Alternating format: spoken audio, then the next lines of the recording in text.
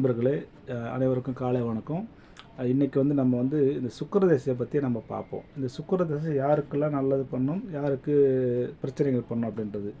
இந்த சுக்கிரன் அப்படிங்கும்போது உங்களுக்கு அசுர குருவாக வருவார், சரிங்களா? இந்த அசுர குரு பெரும்பாலும் இந்த சுக்கிர அணி அப்படின்றது இந்த ரிஷபம், மிதுனம், கன்னி, துலாம், மகரம், கும்பம் இந்த லக்னக்காரங்களுக்கு இந்த சுக்கிர நல்லது பண்ணும். மற்ற லக்னக்காரங்களுக்கு இது பெருசாக எதிர்பார்க்க முடியாது. இவர்கள் வாங்கிய சாரம் இருக்கிற இடத்த பொறுத்து பலன்கள் மாறுபடும். பொதுவாக இந்த லக்னக்காரங்களுக்கு கண்டிப்பாக அது நல்லது பண்ணும். இது எப்படின்னா, இந்த தசை அப்படின்றது ஒரு 20 வயசு, அந்த 20 வயசில் வரும்போது, 20 வயசுக்கு மேலே வரும்போது உண்மையாகவே அவருக்கு திருமண வாழ்க்கையோ ஒரு ஒரு அந்தஸ்தான வாழ்க்கையோ இவங்களுக்கு கிடச்சிரும். இதில் மகர லக்கணக்காரங்களுக்கு இவரே யோகாதிபதியாக வருவார். புதனும் சுக்கிரனும் இவர்கள் யோகாதிபதி.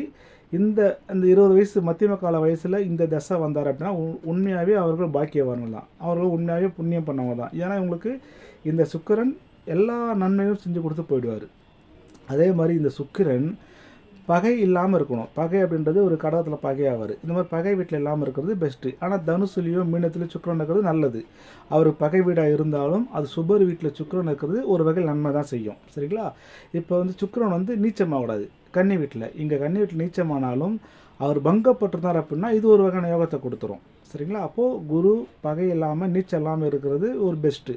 ஒருவேளை நீச்சம் ஆயிருந்தார் அப்படின்னா அவர் அங்கே பங்கப்பட்டு நீச்ச பங்க அப்படின்ற மாதிரி நீச்ச பங்க ராஜயோகமாக வேலை செஞ்சாங்கன்னா இது யோகத்தை கொடுத்துரும். இந்த மாதிரி ஒரு விஷயம் இந்த லக்னக்காரர்களுக்கு. இப்போது தனுசு லக்கணத்துக்கோ இல்லை மீன லக்கணத்திற்கோ இந்த தசை வந்ததுன்னா கண்டிப்பாக இவர்களுக்கு இளமை பருவத்திலையோ மத்தியம வயதிலையோ இந்த தசை வராமல் இருக்கிறது ஒரு சிறப்பு. இவங்க குரு சுக்கிர தசை எனக்கு வந்துருச்சுன்னு காலரை தூக்குனாங்கன்னா கண்டிப்பாக இவர்கள் பெரிய சரிவை ஏற்படுத்தி கொடுக்கும். முக்கியமாக இந்த 2 லக்னக்காரங்களுக்கு இவர் கண்டிப்பாக பெரும்பாலான ஜாதகர்களுக்கு ஒரு 100 ஜாதகம் பாருங்க அப்படின்னா ஒரு 70% ஜாதகத்திற்கு இந்த சுக்கிர தசை இந்த தனுசுக்கும் மீனத்துக்கும் நல்லது பண்ண மாட்டார். உங்கள் ஜோதிடர்கள் உங்களுக்கு ஒரு ஆறுதலாக பாசிட்டிவாக விஷயம், ஏன்னா நீங்கள் எல்லாம் பாசிட்டிவாக தான் கேட்குறீங்க. ஜாதகத்தில் என்ன சொல்லுதுன்னு யாரும் கேட்க மாட்டீங்க. எனக்கு பாசிட்டிவாக தான் சொல்லுங்கள் அப்படின்றீங்க. பாசிட்டிவ்ன்ற வார்த்தையை யார் கண்டுபிடிச்சான்னு தெரில.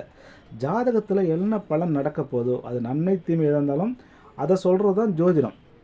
இப்போ தனுசு லக்கணத்துக்கும் மீன லக்கணத்துக்கும் குரு சுக்கிர தசை வருது அப்படின்னா நீங்கள் நல்லா இருப்பீங்க, ஆகா ஒவ்வொன்று பாசிட்டிவாக சொல்லி அனுப்புறது ஜோதிடம் கிடையாது. அம்மா கொஞ்சம் கவனமாக இருந்துங்க, ஐயா கொஞ்சம் கவனமாக இருந்துங்க, எது பெருசாக நீங்கள் ஈடுபடாதீங்க, முதலீடு பண்ணாதீங்க, இருக்கிறத வச்சு அப்படியே வாழ்க்கையை ஓடுங்க, யார்கிட்டையும் வீண் தராறு பண்ணாதீங்க, குடும்பத்தில் அனுசரித்து போங்க, இப்படி சொல்லலாம். தவிர உங்களுக்கு என்ன சுக்கிர தசை வந்துருச்சு நீங்கள் இனிமேல் ஆஹா ஓஹோ கார் வாங்கிங்க பங்களா வாங்கின்னு சொல்லி உங்களை எப்படின்னா இது நீங்கள் கொடுக்குற உங்களை பாசிட்டிவாக பேசுகிறன்ற ஒரு பேச்சில் உங்களை சொல்கிறது. நீங்கள் அப்படிலாம் நீங்கள் பாசிட்டிவ் நெகட்டிவ்ன்ற வார்த்தைலாம் ஒன்றும் கிடையாது. ஜாதகம் நீங்கள் எதை அனுபவிக்க பிறந்திருக்கிறீங்க அப்படின்றத தெரிஞ்சுக்கிறது தான் ஜாதகம்.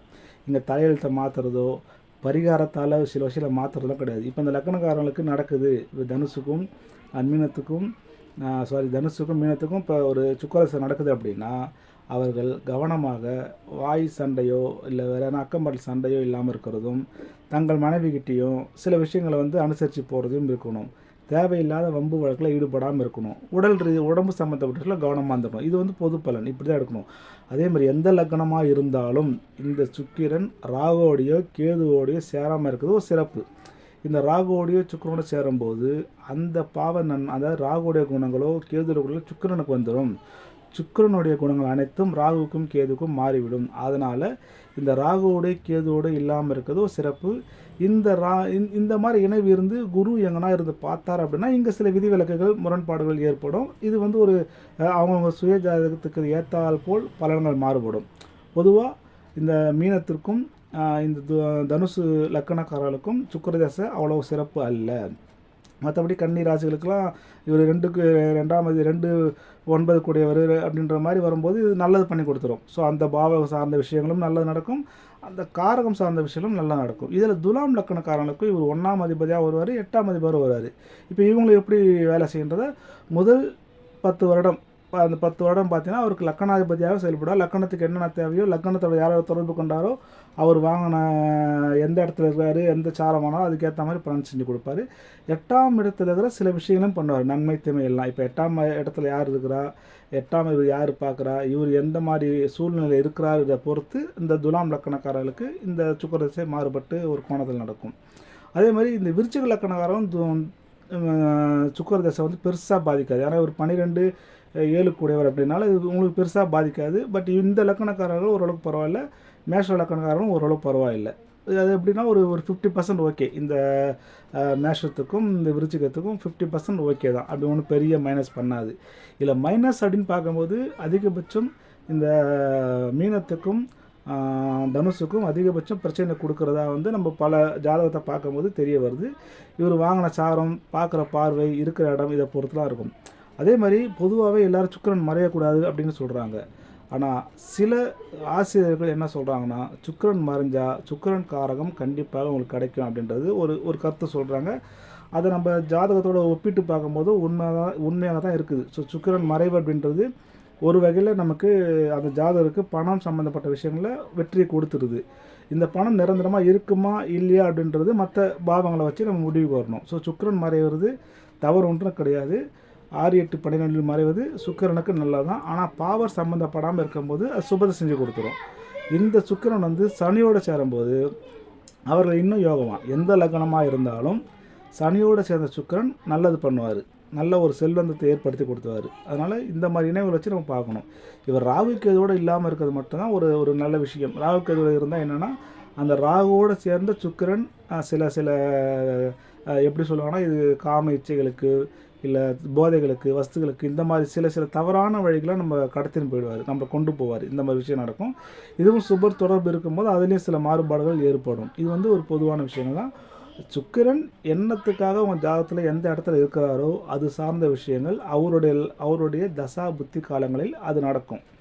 ஓகேங்களா? இப்போ பரிகாரம் அப்படின்றது எல்லோரும் கேட்குறீங்க. பரிகாரம் சம்மந்தப்பட்ட வீடியோக்களுக்கும் பரிகாரம் சொல்கிற ஜோதிடர்கள் தான் உங்களோட ஆதரவு அதிகமாக இருக்குது. நல்லா தெரிஞ்சுங்க. நம்ம பிறக்கும்போதே நம்ம என்ன வேலை செய்ய போகிறோம், நம்ம என்ன மாதிரி வாழ்க்கையை ரன் பண்ண போகிறோன்றது ஏற்கனவே எழுதப்பட்ட ஒரு விதி. இதில் எந்தெந்த திசையை நம்ம கடக்க போகிறோம், அந்த திசையில் என்னென்ன செய்ய போகிறோம் இப்படின்ற விதியெல்லாம் நம்ம ஆல்ரெடி பிரம்மா நம்மளுக்கு தலை எழுதி அனுப்புகிறாரு. இங்கே வந்து டேக் டைவர்ஷனே கிடையாது. எல்லாமே தசாபுத்தி அடிப்படையிலும் கோல்சாரங்கள் அடிப்படையுமே நம்ம வாழ்க்கை பயணம் நகரும். ஆக இந்த சுக்கிர திசை இந்த ஒரு சில லக்கணத்துக்கு நன்மையும் ஒரு சில லக்கணத்துக்கு தீமையும் செய்வார். அதனால் சுக்கிரத்தை வந்துடுச்சு நாங்கள் அப்படி ஆகிடும் இப்படியான்னு தேவையில்லாமல் ஒரு முதலீடு பண்ணி மாட்டிக்காதீங்க. ஒரு நல்ல ஜோதிடரையோ பார்த்து ஒரு ஆலோசனை வாங்கிட்டு சுக்கிர திசையை கடந்து போங்க. ஏன்னா இது வந்து 20 வருஷ தசை, ஒரு குறைஞ்ச நாளோட பரவாயில்ல. இந்த 20 ஆண்டு தசையை நம்ம கடக்க போகிறது அப்படின்றது ஒரு சவால் நிறைந்த வாழ்க்கை தான். அதே நேரத்தில் கோல்சாரனும் உங்களுக்கு நல்லது கெட்டதெல்லாம் மாறி மாறி நடக்கும். கோல்சாரத்தின் பங்கு ஏறக்குறைய ஒரு 30% இருக்கும். உங்களுக்கு 70% தசாபுத்தி இருந்தாலும் கோல்சாரங்கள் நம்மள ஒரு 30% நம்ம நகர்த்திக்கிட்டு போகும். ஆக இந்த சுக்கிர தசை பெரும்பாலும் இந்த மீன தனுசு லக்கணக்காரர்களுக்கு அதிக பாதிப்பை தருது. மற்ற மேஷம், விருச்சிகம் லக்கணக்காரங்களுக்கு அதே மாதிரி இந்த சிம்ம லக்கணக்காரங்களும் நல்லாயிருக்கும். அதே மாதிரி இந்த கடக லக்கணக்காரங்களுக்கும் இந்த சுக்கிர தசை மத்தியம கல்லில் வரக்கூடாது. ஏன் அப்படின்னா இவரே பாதகாதிபதி ஆகிடுவார். ஸோ சர லக்கணத்துக்கு பாதக ஸ்தானத்தை செய்யக்கூடிய இடத்துல சுக்கிரன் வரும். அப்போது இந்த சுக்கிர திசை வந்தாலும் இவர் பங்கமாக இருந்தாருன்னா யோகத்தை கொடுத்துரும். பங்கப்படலை அப்படின்னா கண்டிப்பாக இவங்களுக்கும் ஒரு எதிர்பார்த்த அளவுக்கு பெரிய ஒரு விஷயத்தை கொடுக்காது. ஒரு வேளை அதில் கொடுத்தாலும் அது அவருக்கு நிறையா இருக்குமா அப்படின்றதும் சில கேள்விக்குறிக்கு உண்டான விஷயங்கள்லாம் இருக்கும். ஆக இந்த சுக்கிர திசை சில பேருக்கு நன்மையும் சில பேருக்கு தீமையும் மாறி மாறி செய்வார்.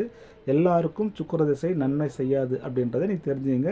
இது சம்மந்தப்பட்ட கேள்வி உங்களுக்கு சந்தேகம் இருந்தால் கேளுங்க. சுய ஜாதகத்துக்கு பலன் கேட்காதீங்க. இந்த மாதிரி பொது விஷயங்கள் பலன் கேளுங்க. ஒரு சந்தேகத்தை கேளுங்க. எனக்கு முடிஞ்ச நேரத்தில் கண்டிப்பாக நான் உங்களுக்கு சொல்கிறேன். நன்றி. அனைவருக்கும் முருகன் துணை. மீண்டும் வேறு பதிவில் சந்திப்போம். வணக்கம்.